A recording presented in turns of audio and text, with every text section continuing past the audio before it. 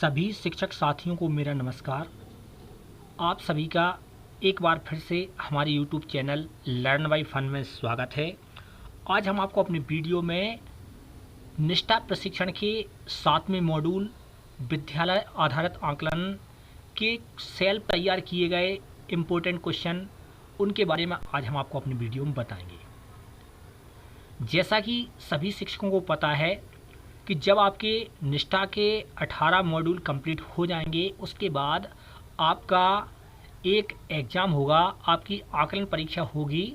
उस आकलन परीक्षा में शिक्षक को 60% मार्क लाना अनिवार्य होगा, क्योंकि उसके बाद ही उसे निष्ठा का फाइनल सर्टिफिकेट प्राप्त होगा। तो आज हम आपको अपने वीडियो में उसी एग्ज़ाम के लिए जो आपकी आकलन परीक्षा होगी उसके लिए कुछ इम्पोर्टेंट क्वेश्चन जो कि DRG उमरिया प्रदीप त्रिपाठी के द्वारा तैयार किया गया है। इन्होंने बहुत ही मेहनत के साथ इन क्वेश्चन आंसरों को तैयार किया है। बहुत ही इम्पोर्टेंट और बहुत ही महत्वपूर्ण है, साथ ही साथ बहुत ही रोचक है, बहुत ही लगन के साथ इन्होंने इसे तैयार किया है। तो आज हम आपको अपने वीडियो में इसी के बारे में, इनके क्वेश्चन आंसर के बारे में बताएंगे। साथ ही साथ यदि आप क्वेश्चन आंसर की PDF को डाउनलोड करना चाहते हैं तो वीडियो के डिस्क्रिप्शन बॉक्स में हम आपको इसकी लिंक प्रोवाइड कराएंगे। उस लिंक के माध्यम से आप आसानी से PDF को डाउनलोड कर सकते हैं।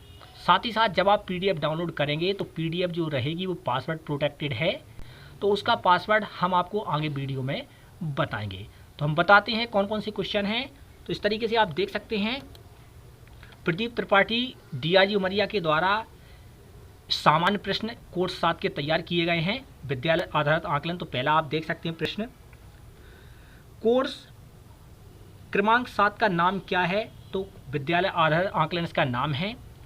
अगला देखें सेकंड क्वेश्चन, इस कोर्स का उद्देश्य क्या है? इस कोर्स के द्वारा हम विद्यालय आधारित आकलन के महत्व को जानेंगे तथा आकलन के लिए विद्यार्थी केंद्रित दृष्टिकोण को जानेंगे। इस तरीके से इन दोनों की चीज़ों को अपन जानेंगे, इस कोर्स का उद्देश्य रहेगा। आगे देखें थर्ड क्वेश्चन, विद्यालय आधारित आकलन SBA क्या है? तो SBA माने होता है स्कूल बेस्ड असेसमेंट। इसका फुल फॉर्म क्या होता है SBA का? स्कूल बेस्ड असेसमेंट, इंग्लिश में मतलब। तो विद्यालय में उन्होंने कहा विद्यालय आधारित आकलन क्या होता है? तो विद्यालय में शिक्षकों के द्वारा बच्चों की क्षमता, कौशल, प्रगति, प्रदर्शन का आकलन ही SBA कहलाता है, माने विद्यालय आधारित आकलन कहलाता है। अगला क्वेश्चन देखिए फोर्थ क्वेश्चन, SBA की विशेषताएं क्या हैं? जो विद्यालय आधारित आकलन होगा उसकी विशेषताएं क्या हैं? तो देखें आप, इसमें पहला है शिक्षण अधिगम और आकलन को स्वीकृत करना। सेकंड है बाल केंद्रित व गतिविधि आधारित। अगला थर्ड है योग्यता विकास पर जोर देना। भय व तनाव रहित होना, बच्चों का आत्मविश्वास बढ़ाने वाला, स्व आकलन, सहकर्मी द्वारा आकलन के अलावा शिक्षक द्वारा आकलन। यह विद्यालय आधारित जो आकलन होता है उसकी विशेषताएं हैं। अगला क्वेश्चन फिफ्थ क्वेश्चन देखें आप, आकलन क्यों जरूरी है? आकलन से बच्चों की कौशल, क्षमता, दक्षता व सुधार का क्षेत्र पता चलता है ताकि आगे की कार्य योजना बनाई जा सके, ताकि उनका समग्र विकास हो सके। इस तरीके से पांचवा क्वेश्चन। अगला देखें छठवां क्वेश्चन, प्रारंभिक स्तर पर बच्चे से कैसे प्रश्न पूछे जाने चाहिए? तो पाठ से संबंधित बहुविकल्पी जो प्रश्न होते हैं उन्हें पूछा जाना चाहिए प्रारंभिक स्तर पर। सातवां क्वेश्चन देखें, आकलन की तकनीकी व उपकरण को समझाइए। तो आकलन में जो अवलोकन करना है एक तकनीकी के अंतर्गत आता है, जबकि अवलोकन सूची तैयार करना उपकरण के अंतर्गत आता है। जो आकलन होता है, सातवां क्वेश्चन देखें, आकलन की तकनीक व उपकरण को समझाइए। तो जो अवलोकन करते हैं उसे क्या कहा जाता है? तकनीकी कहा जाता है, और उसको जो तैयार किया जाता है उसे उपकरण कहा जाता है। अगला आठवां क्वेश्चन देखें आप इस तरीके से, CCE व विद्यालय आधारित आकलन में क्या अंतर है? तो विद्यालय स्तर पर सतत और व्यापक मूल्यांकन को CCE कहते हैं, जिसके आंकड़े उच्च अधिकारियों को भेजे जाते हैं, जबकि विद्यालय आधारित आकलन के तहत छात्रों के सीखने के कौशल, प्रदर्शन पर जोर दिया जाता है। एक और अंतर देखें, CCE जो होता है वो दीर्घकालिक तथा कुछ ही बार होती है, मगर SBA जो होता है विद्यालय आधारित आकलन लघुकालिक तथा प्रत्येक दिवस की जाती है।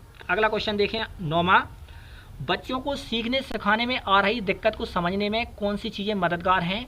तो आप जानते हैं बच्चों को सिखाने के लिए ज्ञान, निष्पादन, कौशल, रुचियाँ और दृष्टिकोण और अभिप्रेरणा सभी उपयोगी और मददगार होती हैं। अगला क्वेश्चन देखें, SBA का पूरा नाम होता है स्कूल बेस्ड असेसमेंट, स्कूल आधारित आकलन। 11वां क्वेश्चन देखें, कक्षा में परीक्षा की सूचना देना की कब से होना है, इसकी प्रकृति क्या होगी? तो आप जानते हैं यह एक औपचारिक कार्य होता है, यह एक औपचारिक है। पोर्टफोलियो बनाना मगर उसका प्रस्तुतिकरण ना करना, यह उचित है या अनुचित है? तो यह एक अनुचित कार्य है। 13वां क्वेश्चन देखें, विद्यालय आकलन में किन तकनीकी या उपकरणों का प्रयोग कर सकते हैं? तो इसमें आप स्व आकलन का, सहकर्मी आकलन का, सामूहिक आकलन का और पोर्टफोलियो और प्रमाणिक आकलन, इन सब का आप आसानी से प्रयोग कर सकते हैं। अगला क्वेश्चन देखें, आकलन और मूल्यांकन में क्या अंतर होता है? तो अब हम आपको इस PDF जो आप डाउनलोड करेंगे उसका पासवर्ड बताते हैं। तो इस PDF का पासवर्ड रहेगा आकलन 07। क्या रहेगा? आकलन, आकलन माने स्पेलिंग क्या रहेगी? AAKLAN। एक बार और देख लें, आकलन की स्पेलिंग क्या रहेगी? AAKLAN और 07 माने पासवर्ड रहेगा आकलन 07। क्वेश्चन 14वां क्या था? आकलन और मूल्यांकन में क्या अंतर है? तो देखें आप यहाँ पे बहुत ही अच्छा जवाब दिया है, बहुत अच्छे से तैयार किया गया है प्रदीप त्रिपाठी जी के द्वारा। तो आकलन क्या होता है? यह कभी भी किया जा सकता है, जबकि मूल्यांकन विद्यालय स्तर पर होता है। आकलन, इसमें अंक नहीं दिए जाते हैं, इसमें अंक देने का प्रावधान होता है मूल्यांकन में। यह वर्ष में कई बार, यहाँ तक कि हर दिन कर सकते हैं अपन आकलन, जबकि यह वर्ष में कुछ ही बार होता है। जैसे आप देखते हैं मूल्यांकन मासिक होता है, त्रैमासिक या वार्षिक होता है। बच्चे के समग्र विकास व प्रदर्शन का पता चलता है इसमें, किसमें? आकलन में। जबकि मूल्यांकन में इसमें बच्चे के शैक्षणिक स्तर की प्रगति का बोध होता है। अगला अंतर देखें, यह मूल्यांकन बच्चा स्वयं तथा सहकर्मी के साथ रहकर कर सकता है। यह मूल्यांकन केवल शिक्षक या अन्य कोई कर सकते हैं, पर बच्चे नहीं। अब आगे क्वेश्चन देखें, 15वां क्वेश्चन क्या है? KRP और ARP का पूरा नाम क्या है? तो KRP होता है तुम्हारा की रिसोर्स पर्सन। क्या होता है? की रिसोर्स पर्सन, जबकि ARP होता है एकेडमिक रिसोर्स पर्सन। 16वां क्वेश्चन देखें, निम्न शब्दों को क्या कहा जाता है? तो नियोजन का मतलब होता है प्लानिंग, अन्वेषण का मतलब होता है रिसर्च करना है या किसी चीज़ का इन्वेस्टिगेशन करना, और परियोजनाएं जो होती हैं वो प्रोजेक्ट होते हैं। क्या होते हैं? प्रोजेक्ट्स। और परिचर्चा जो होती है वो डिस्कस होता है, और संकल्पनाएं क्या होती हैं? कॉन्सेप्ट होते हैं। 17वां क्वेश्चन देखें, रचनात्मक आकलन फॉर्मेटिव असेसमेंट का गुण नहीं है। तो आप जानते हो रचनात्मक के अंदर इसे अंकों प्रतिशत में व्यक्त किया जाता है, यह एक गलत बात है, क्योंकि रचनात्मक आकलन के अंदर इस चीज़ को समाहित नहीं किया जाता है। अगला क्वेश्चन देखें, 18वां, शिक्षण की तकनीकी में क्या नहीं आता है? तो मूल्यांकन जो होता है वो शिक्षण की तकनीकी में नहीं आता, जबकि प्रश्न पूछना, रोचक प्रस्तावना, सामूहिक कार्य, सभी चीज़ें शिक्षण की तकनीकी में आते हैं। आकलन का उद्देश्य क्या है? 19वां क्वेश्चन देखें, छात्र के प्रदर्शन या प्रगति के बारे में प्रासंगिक जानकारी जमा करना ही आकलन का उद्देश्य है। आकलन के 4 मापदंड क्या हैं? तो विषय सूची, सामंजस्य, भाषा और शब्द सीमा आकलन के 4 मापदंड होते हैं। रूब्रिक्स क्या है? यह मूल्यांकन उपकरण है जिसका निर्माण छात्रों का किसी भी क्षेत्र में प्रदर्शन का आकलन करने हेतु किया जाता है। रूब्रिक्स के माध्यम से क्या होता है? छात्रों का आकलन किया जाता है। रूब्रिक्स कितने प्रकार के होते हैं? तो 2 प्रकार के रूब्रिक्स होते हैं, एक समग्र रूब्रिक्स होता है, एक विश्लेषणात्मक रूब्रिक्स होता है। 23वां क्वेश्चन देखें, रूब्रिक्स में क्या तरीका है आकलन का? तो रूब्रिक्स के अंतर्गत बच्चों को कुछ कार्य सौंपा जाता है तथा बताया जाता है कि आपका आकलन कैसे होगा, किस भाग में कितने अंक मिलेंगे। बच्चों को मापदंड के आधार पर स्तर का चुनाव करना पड़ता है।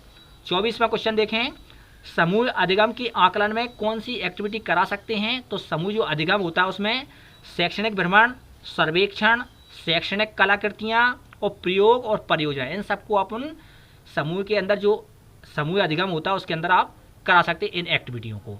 इस तरीके से प्रदीप त्रिपाठी जी के द्वारा बहुत ही सिलेक्टेड और बहुत ही इंपॉर्टेंट क्वेश्चनों का समावेश किया गया है, तैयार किया गया है। तो आपको अगर हमारा वीडियो पसंद आया हो तो कमेंट बॉक्स में अनिवार्य रूप से कमेंट करें, साथ ही साथ हमारे चैनल को सब्सक्राइब करें, जिससे इस प्रकार का वीडियो या जानकारी आपके पास तुरंत ही आती रहे।